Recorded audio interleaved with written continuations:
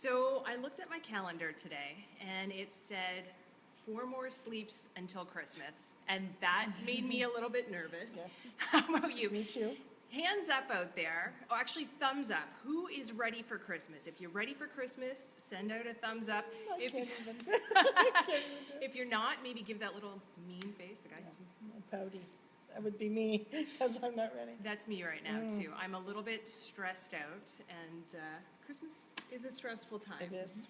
And that's what we're talking about today. We're talking about Christmas with cancer and the added stress that comes with that. So welcome to Cancer Center Live. I'm Allison Johnson, Manager of Communications at Windsor Regional Hospital, and I'm here with my friends Diane and Joyce. We're in the Windsor Regional Hospital Cancer Center tonight. And I'm Diane Marley. I'm currently a patient here at the Cancer Center, and I am co-chair of our Patient and Family Advisory Committee. Thanks for being here. And I'm Joyce McManus, a social worker here at the Windsor Regional Cancer Program. So Cancer Center Live, basically we come to you once a month on the third Wednesday of every month.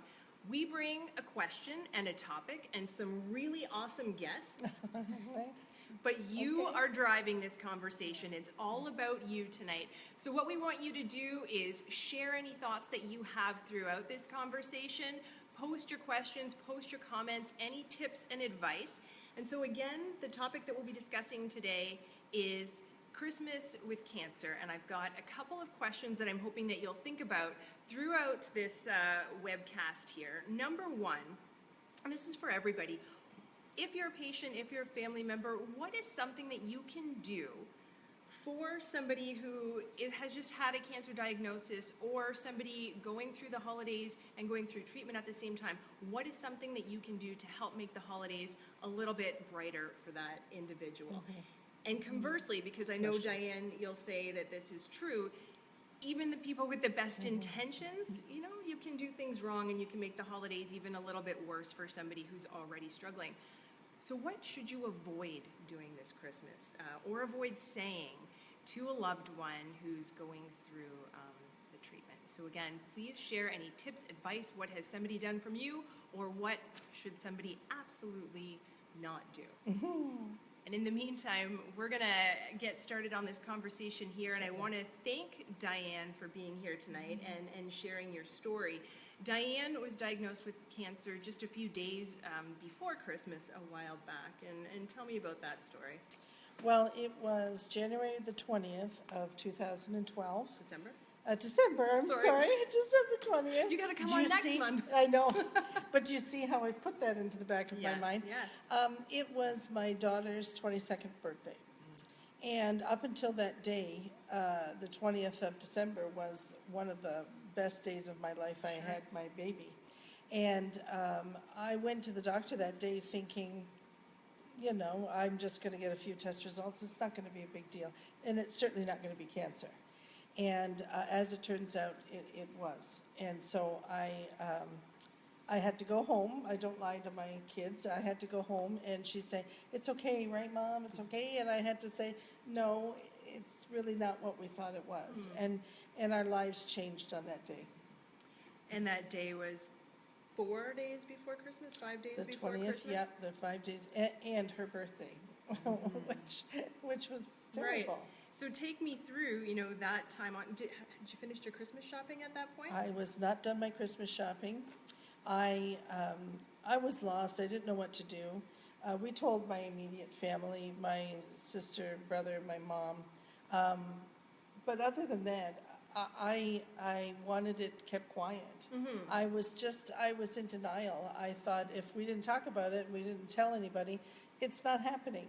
But the truth is, it was happening, and it was going to happen whether I told anyone or not. But at that time, I knew so little information that I was just terrified.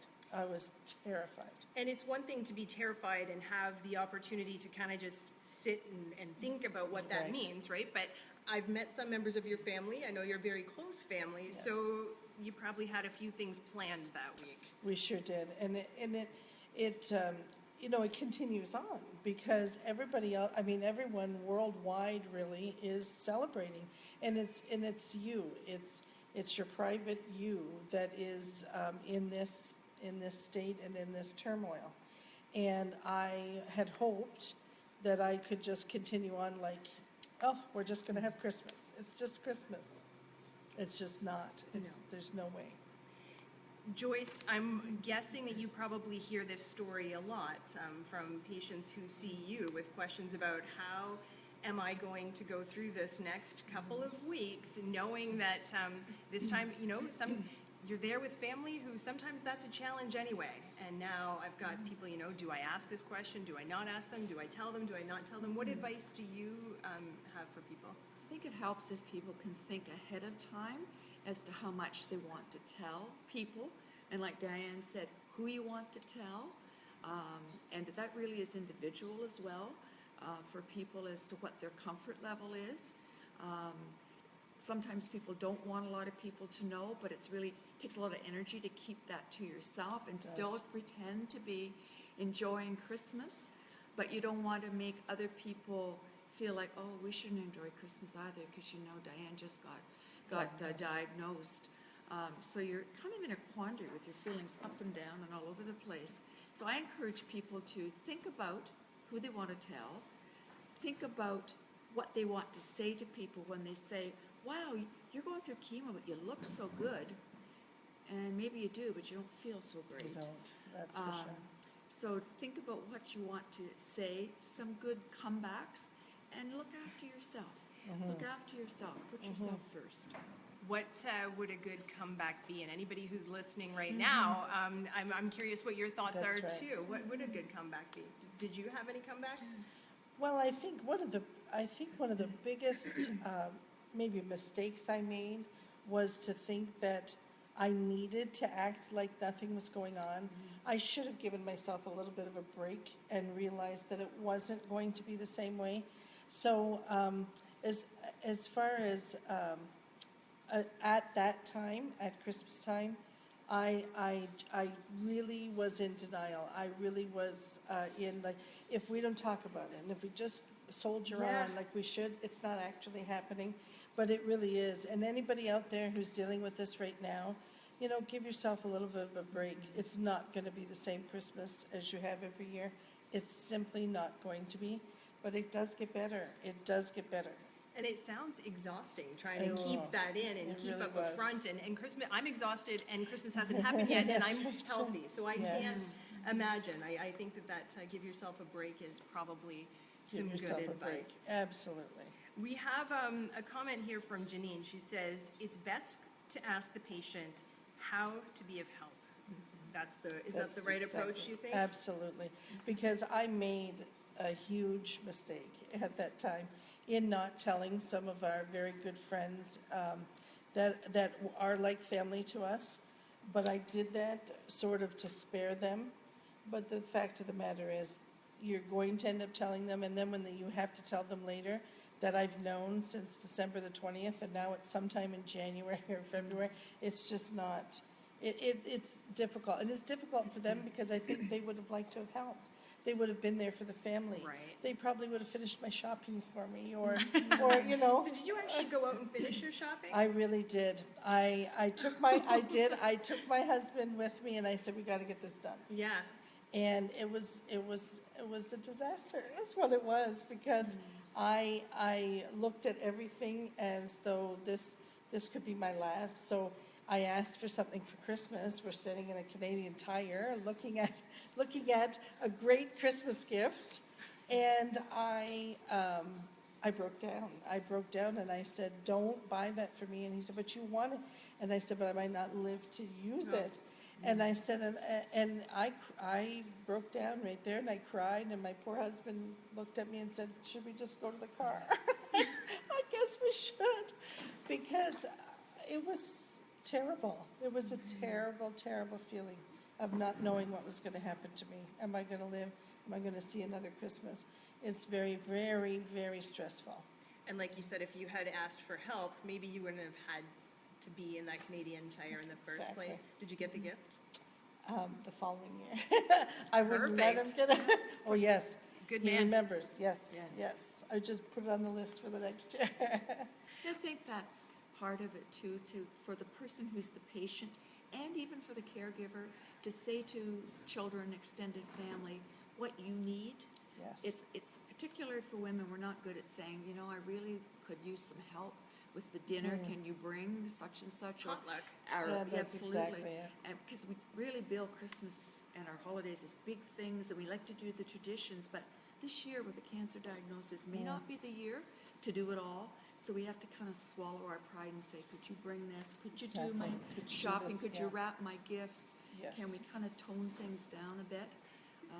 And then you feel like you've got a little more control, I think, Exactly. as a patient as well. Exactly. So for everyone out there, I think who knows somebody, I think there's a message in here. It's not what you can say, or if it is, it's ask, but also what you can do.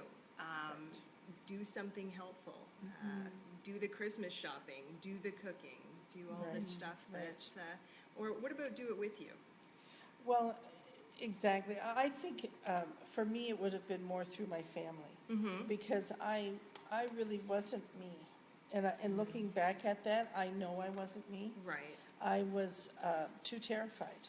So You'd be distracted from the exactly. celebration. You were there, but sort of Oh. spiritually and emotionally you weren't. Exactly. And actually, it was my nephews that pointed that out to me at the time or just after was, you know, Auntie is the one that gets everybody into trouble and starts conversation that Granny's probably not going to like. And that did not happen that year. And it just So they knew couldn't. something wasn't right. They just knew that and they it could wasn't have helped. right. And yes, and they did, you know, they did. So we asked people for some feedback, and we got a message from Adelia DiGatano, and she says, I had cancer through Christmas, and to cheer me up, my whole family came and decorated my house and helped with the cooking, how and it was the nice. best. Oh, So lovely. that's I think excellent. what a perfect idea, and exactly what Excellent. you're talking about. It allowed, you know, the family to still celebrate and keep that festive. Right. feeling, that's very but, nice. That's tremendous. What about, we talked about what not to do or say. Did anybody cross that line, knowingly or unknowingly? You don't have to say names. Do you know, do you know, it's funny because I think a lot of people feel like they're helping you by telling you a story about a loved one. So then the story starts that, oh, my aunt or my son also had cancer and, oh, they got through treatment and everything was fine. So you find you're getting a little bit built up and that's wonderful. And then they say, now they did pass away at the end of that, but you know, and then, Thank you for that. and just as you think that you can deal with it, you kind of get socked with that constant reality that you must face. And the constant reality is it's cancer, and there's a lot of unknowns that come with cancer.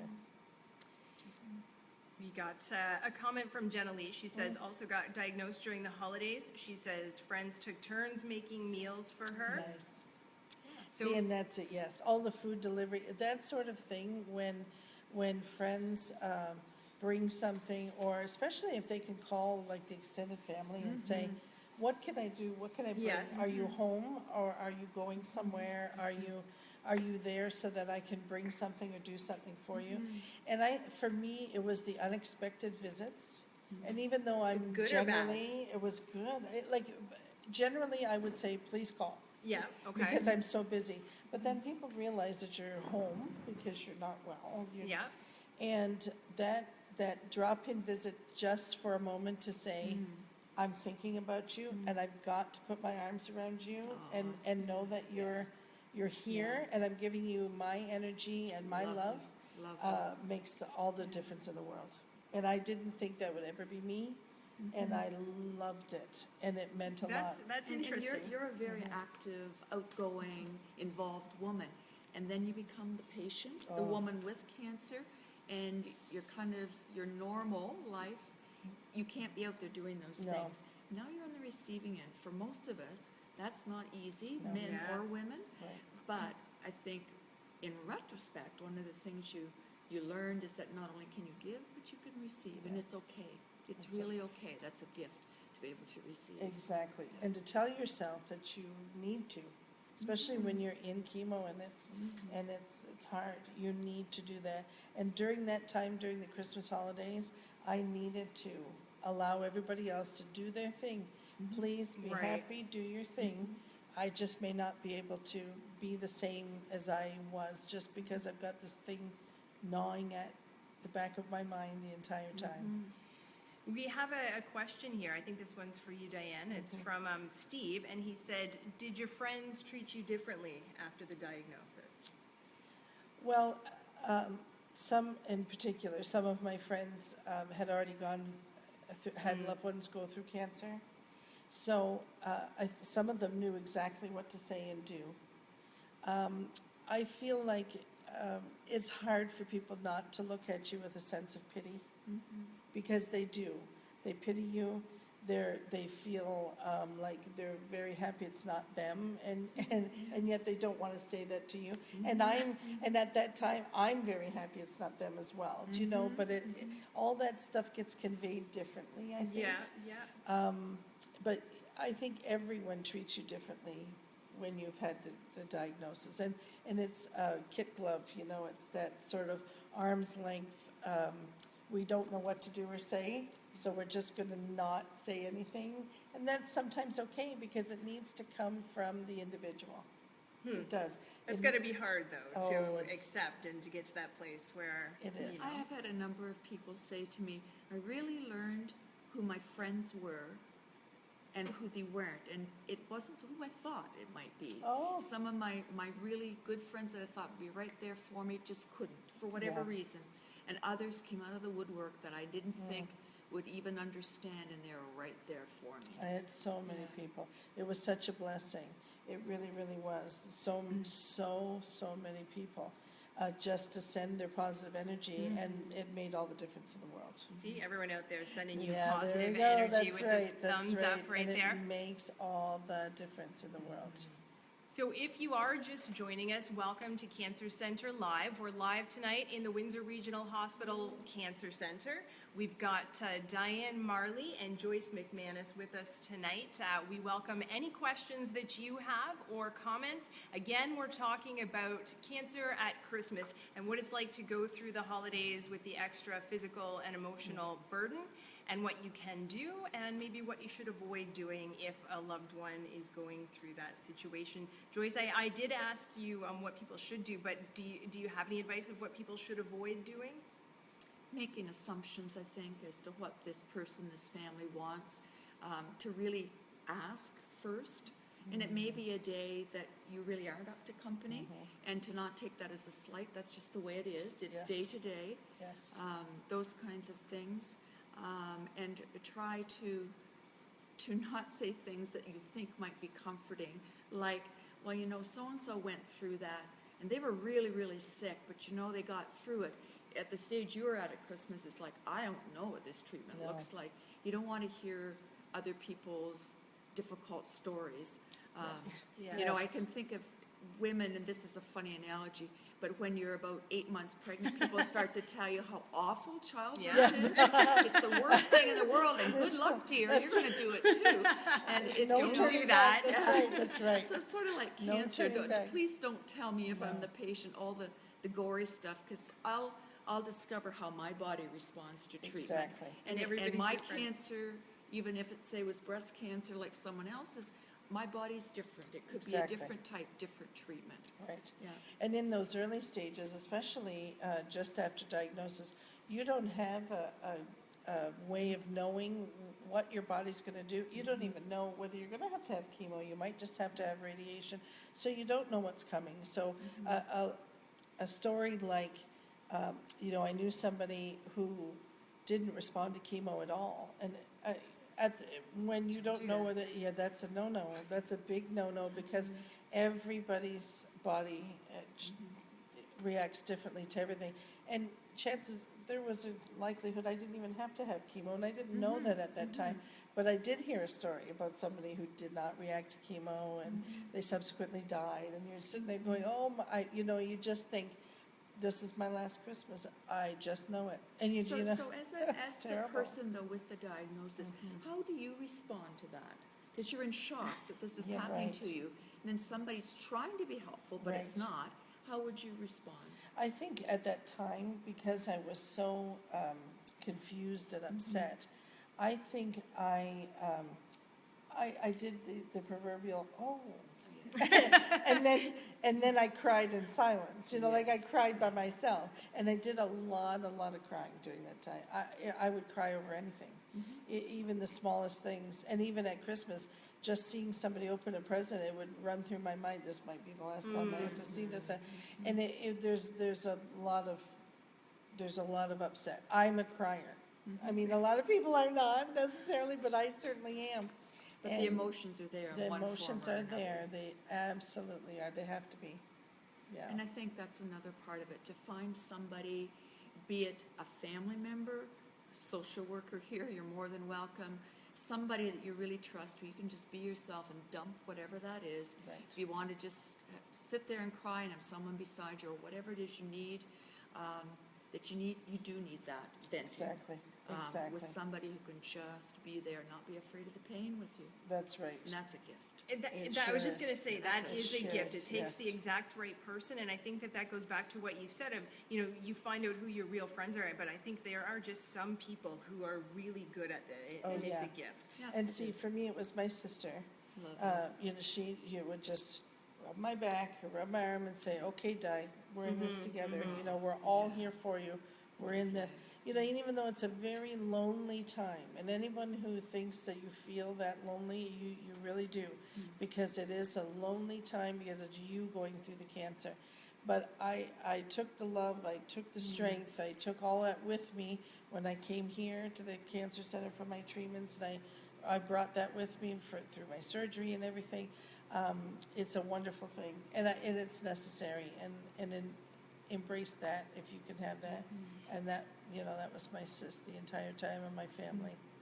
And that's one of the things, Cancer Center Live, when we talk about that, the loneliness that comes with this diagnosis, I mean, the best intentioned people, the people who love you the most, may not be able to relate, may No. not be able to know what you need, but there are Exactly. people out there who do, and part of the goal of this is to make those connections, to share with others. So if you have any questions, we're here tonight. Again, Diane and Joyce, very generous with their time and their sharing tonight. So if you have any questions, we're here for the next little while anyway, until the questions stop. Okay. But we did get a comment from Jenna, and she said she got diagnosed at Christmas, and she asks, how can she learn not to think of Christmas as a sad time? So how do you move forward when, like you've gone through this? Well, so whether it sounds like it's a good or a sane idea or not, this is what I did.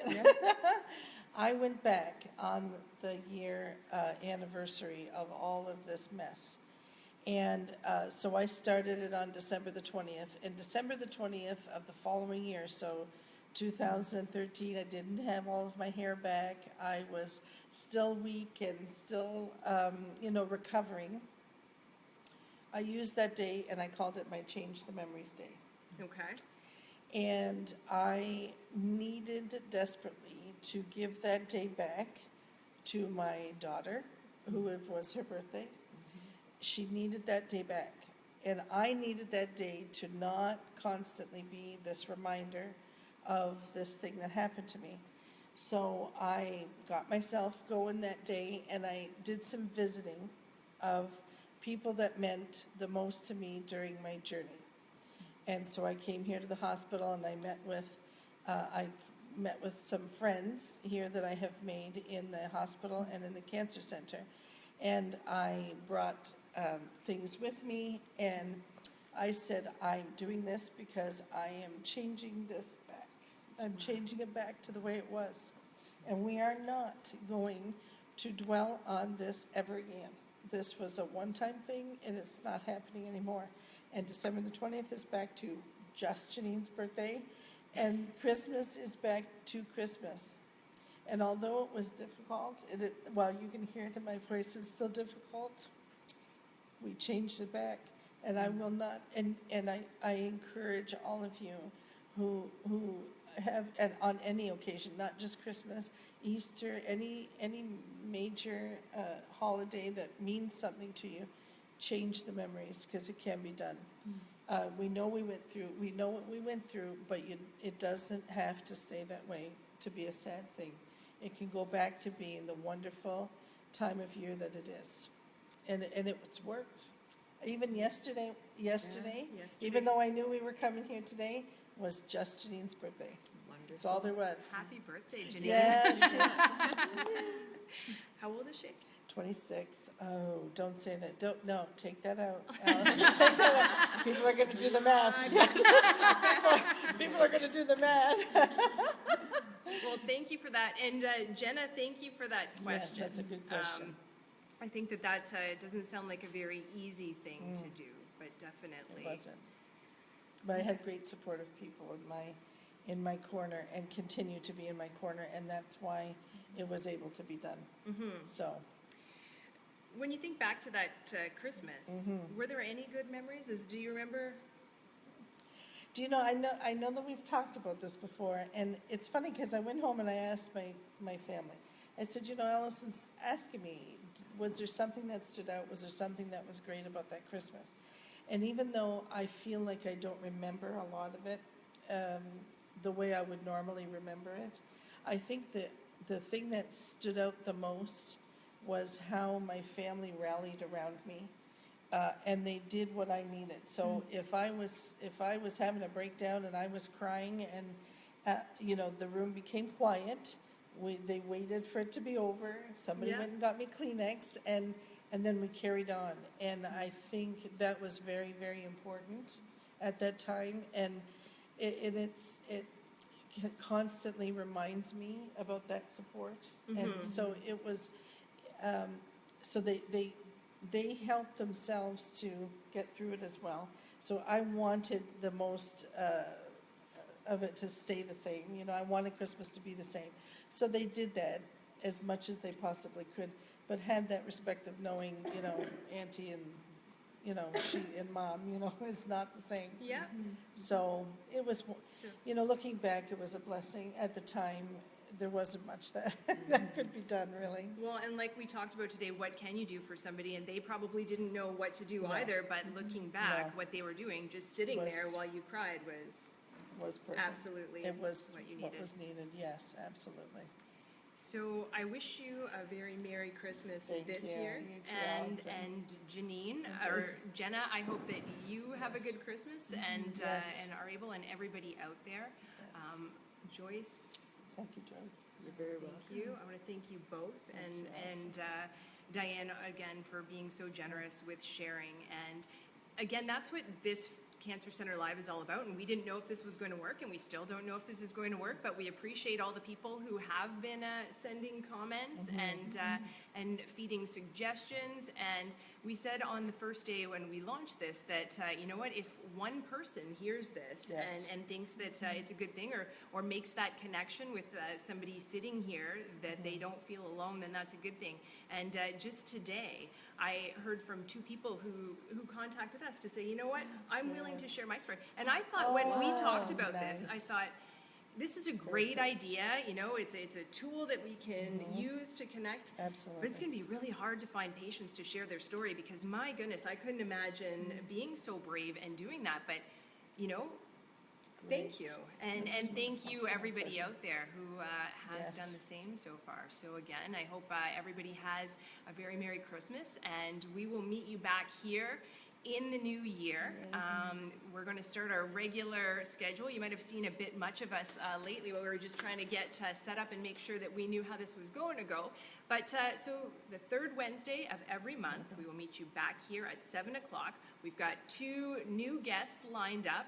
And in January, just like everybody's talking about diets, we're going to talk about diets and nutrition, and what works, what doesn't, some of the myths that are out there of what you should do and what you shouldn't do, and just get some suggestions. While I was in the Cancer Center setting up today, I've got a table of food over there in case any of my guests or any of our studio audience gets hungry.